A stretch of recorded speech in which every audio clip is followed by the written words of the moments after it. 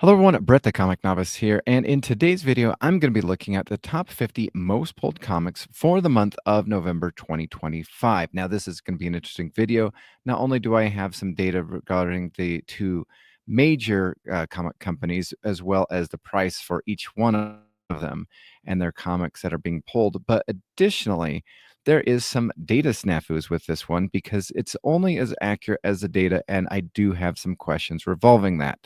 So, without further ado, let's look at the top 50 most pulled comics for November 2025.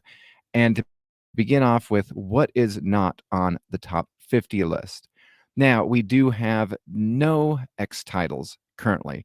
The only thing that we have going for the X-Men line is the Age of Revelation, which the numbers dictate that is not even close to that, the top 10, 50 or what not. So it's going to be interesting to see what the actual numbers would be for comic book shops for this. But this is very, future state type of a situation where I think all you have is first appearances. We have a Batman book that is not on there. We have Batman, Green Arrow, and Question Arcadia, which is not. Jeremy Adams' Aquaman still is not out. Al Ewing's Mortal Thor, and then Jimmy Palmiotti's Daredevil and Punisher book that is not the Jimmy Palmiotti Dan Panosian book that was written 12 years ago and is now being published because the what is it? The Punisher logo is now safe to be used once again. So yeah, looking at the data for last month for October, we had 28 DC comics on the top 50, 16 Marvel, and 6 other, which included Image, Boom, and IDW. Now, if we compare that to November, DC now has 30, so up from 2. Marvel has 13, down from 3. And we have other, which is 7 comics from, I believe most all of them are Image. There is no IDW or Boom because there is no Something is Killing the Children, and there is no Teenage Mutant Ninja Turtles.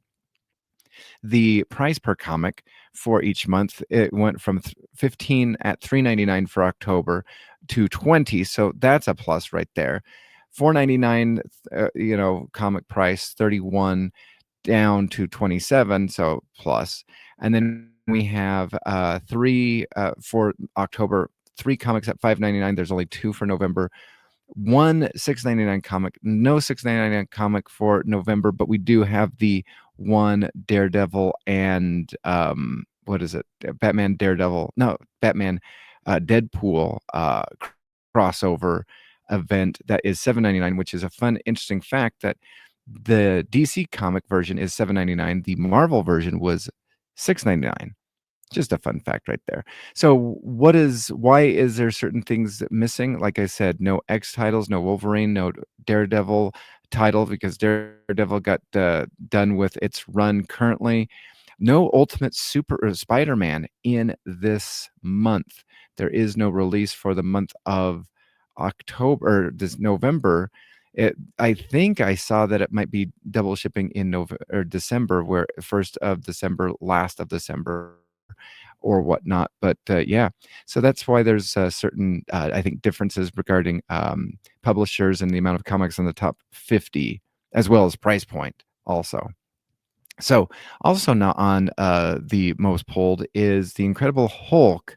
Now, Incredible Hulk ceased at issue number 30. I don't know why I have number 1 on the slide, but 30 ended in October of 2025 at a $3.99 cover price with 5 variants.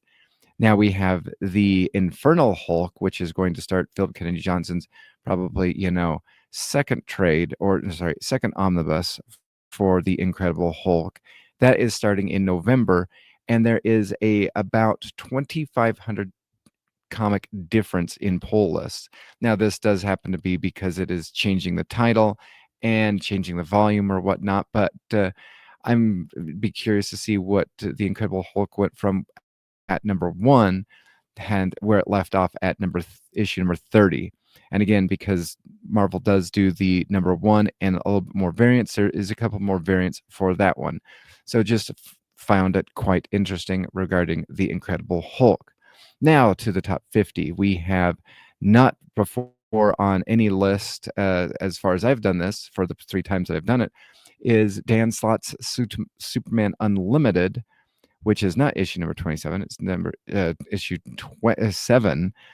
Number 49, again, for the first time, Jeff Johns Geiger, number 18. According to the information, though, this is done by not only Jeff Johns, but artist Gary Frank, and Gary Frank is not on this issue. I'm curious. I have not pulled a Geiger in quite some time, so I'm not sure what if Gary Frank is still doing it.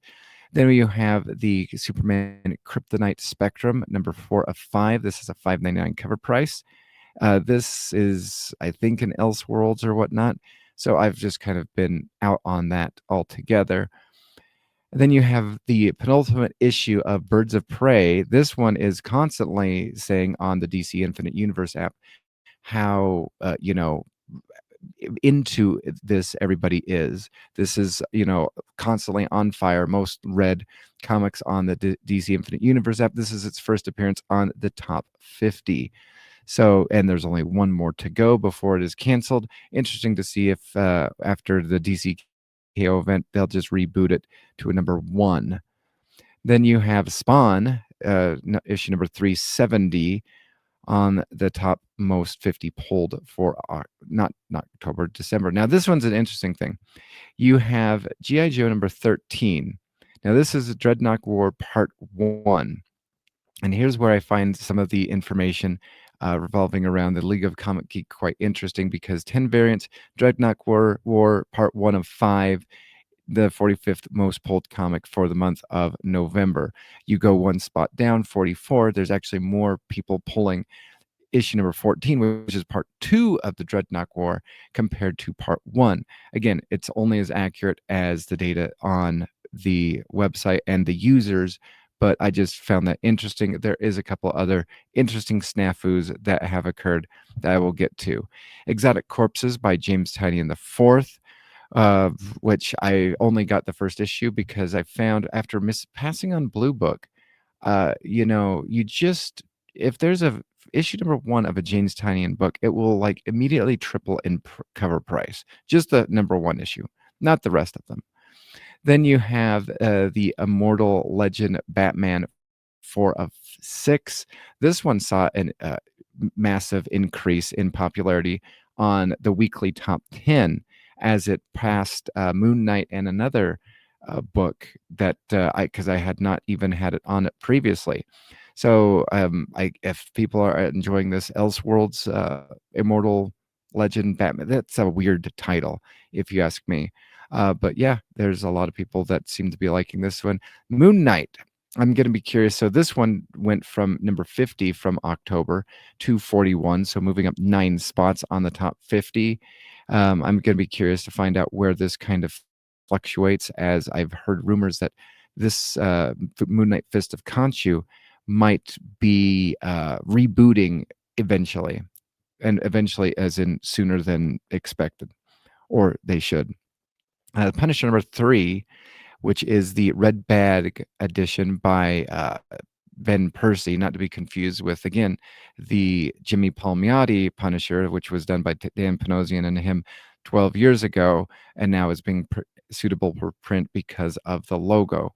So this is going to be quite interesting to see the popularity of not only this, because this is the first time that this Punisher book is on the top 50. Void Rivals number 24 is the 39th most pulled comic. This is interesting because this one did not come out in the month of October. It was at number 47 in October, and it moved 8 spots up. And so that's why I think that there's been some cancellations of some, there's no longer any Ultimate Spider-Man Incursion book. There's a couple others that aren't there, so this one got moved up because of that, as well as no X books. I think that that's kind of put an interesting plot twist in this entire top 50. Number 39 most pulled comic for November is Avengers 32. Good for them. The final issue of Batman Dark Patterns, issue 12 of 12, is the 37th most pulled, up 12 spots from where it was in October. The 36th most pulled is Poison Ivy, issue number 38, which is going to be quite interesting because this one actually is pulled less, according to League of Comic Geek data, than the actual annual. So, and we'll see that in just a second. The Miles Morales Spider-Man is the 35th most pulled, moved 6 spots up. I was curious to see if there's going to be any additional, bump because of the issue number 38 was a tie into the Ultimate Fallout. And no, it was just a one and done, and you were just moving on with the story. Number 34 is Green Lantern. Number 29. Um, uh, sorry, issue number 29, the 34th most pulled comic. Now, this is quite interesting because in the previous months, Green Lantern was above Green Arrow. Green Arrow has now passed Green Lantern in most pulled. We'll see that right there. So I'm curious if Jeremy Adams' run is gotten stagnant, and or Montas's and Chris Condon's Green Arrow arc storyline is making some improvements. Again, right here, 33, Poison Ivy annual number 20 or 2025 number 1 is ahead of the standard Poison Ivy book. And then again, issue number 32 or number 32, Green Arrow is above that. New Gods, issue 12 of 12. We're finally going to be done with this maxi series. So that one's going to be no longer on the top 50 come December. Wonder Woman. This one I find very, very sad. We got a second printing of issue number 25 just recently, but it really doesn't get bumped up that much from month to month. I feel as though that there is a lot of struggle with this book. Now, I dropped it after issue number 5 or 4, so I wouldn't know. But that's sad because Wonder Woman deserves to be a little bit higher. Batgirl, number 13, is the 29th most pulled, up from 4 from the previous month. Batman and Robin, again, I cannot wait for this omnibus to come out from Philip Kennedy Johnson so I can get the entirety of the story because as mentioned, the whole War World saga for Action Comics. Fantastic Four is number 5, is the 27th most pulled comic, up 3 from where it was previously. Flash is such an interesting book. Since Cy Spurrier's Reign of Terror ended when it was number 50 most pulled, then it went to 38, so it moved up 12 spots from that. And now with DCKO and whatnot, it is up 12 more spots. It has jumped 24 spots since Cy Spurrier left the book. Now, just FYI, according to Jeremy Adams, there is going to be the Mark Waid and Christopher Cantwell are not going to be on this book long run after this tie-in from DCKO. We are going to find a new writer, and it's going to be a writer that everybody is going to be very excited about, according to Jeremy Adams. So keep that in mind. Issue number 25 is the DCKO Night Fight number 1. I'm glad to see this miniseries is only $3.99, not $4.99 or $5.99, as oftentimes they are, especially with its Batman. This is written by Joshua Williamson and art by Dan Mora. Then this one I have on here, I don't have an actual number. It could be 25, it could not be. And here's where the League of Comic Geek numbering is kind of off. You have, according to this, it's 4,900 people have pulled this comic. But if we pull back and look at what the pulled numbers were for issue number 4, there's 9,000. Then you have issue number 6, 9,500. Did everybody just decide to drop issue number 5 and then repick it up for issue number 6? Interesting situation right there. So I just wanted to put that where it probably should be in issue number 25. But yeah, as accurate as the League of Comic Geek and the users are. We have Ultimate Black Panther number 22 at spot 24. There's only 2 titles left before this is over, and they kill the Ultimate Universe. It's going to be interesting to find out where this title lies. Then you have the conclusion to One World Under Doom, issue 9 of 9. So this is going to be gone from that. Another interesting one from the top 50 is this Titans book. This one constantly, similar to Flash, went from very on the outsides to the instant it got tied to this DCKO event, it really, jumped massive numbers on the top 50. Now, being at time of recording, it was 9,999 pulled comics. I almost wanted to go in and just grab it just to make it an even 10,000, but yeah. Action Comics by Mark Waid is 21st most pulled comic. This is the Superboy storyline that's continuing on. At number 20 and number 19, we have both Amazing Spider-Man issue 15 and 16, respectively. I like when they do that, especially they did that a couple times with the X-Men line. Then you have the Justice League Unlimited number 13 tie-in, the 18th most pulled for the month. World's Finest, which again, I'm just waiting for issue number 50. I'm just curious if that's when this is going to drop. It's still in the top 20 of most pulled comics, so they have to be doing something right. I stopped reading it basically probably about 20 issues ago. Then you have the last $3.99 book on this top 50 right here, Transformers. It went from having 38 variants for the Robert Kirkman, Dan Mora story arc that started on issue number 25 to only 8. So, there's a plus side right there. Batman Deadpool is the 15th most pulled. Now, this is a second crossover between the two companies. The interesting thing about this one is in the top 50, Batman Deadpool, this one was the 15th most pulled. The first one, Deadpool Batman, was the 23rd most pulled. So I'm kind of curious if and the numbers for the pre-orders did see a bump from when I initially did it back when the Deadpool Batman came out in September, was around 9,000 or so, and it has increased up by about 4,000. But people have since pulled it, and so the numbers are now more in line with what they are. But at time of recording in September, there was a huge discrepancy, or just whatever the word is. 14th most pulled comic for the month of November is DCKO. This title increased by 5,000 pulls from where it was previously. So I'm curious if either A, people didn't have it on the pull list, or B, people got the first issue of DCKO and really enjoyed it, and it is climbing up for basically doubling its spot. All right.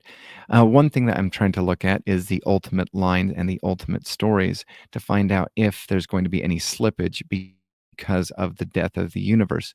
It is this X-Men, Ultimate X-Men 21 is up 1,500 from what it was pre-ordered from last month. So at least this line does not seem to be dying as of yet.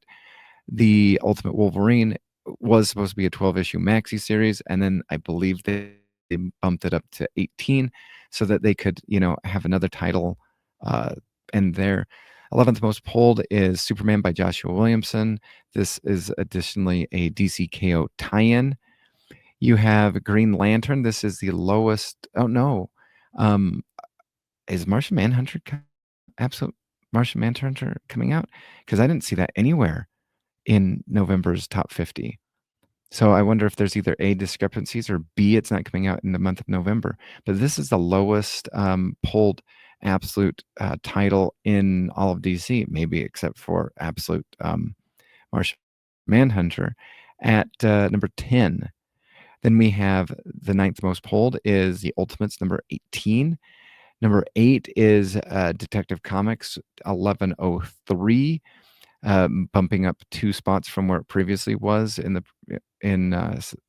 was going to say September, October. You have Nightwing, which it's props to Nightwing, and no longer Dexter Stoy on the art, but you do have Dan Waters writing, and now you have V. Ken Marion on the interiors. So Nightwing seems to be in good hands. The first arc I struggled to get through. I hope the second arc is continuing to make it a better reading experience for everybody. Absolute Flash is one of my absolute favorite Absolute books. At least for me, my third one. This is number 9, the 6th most pulled comic for the month of November. Batman, now here's a fun thing that happens right here. Batman by um, Jorge Jimenez and Matt Fraction is the fifth most pulled for the month of November. And number four most pulled is Batman 162, the delayed Hush 2 storyline with Jim Lee and Jeff Loeb is the fourth most pulled.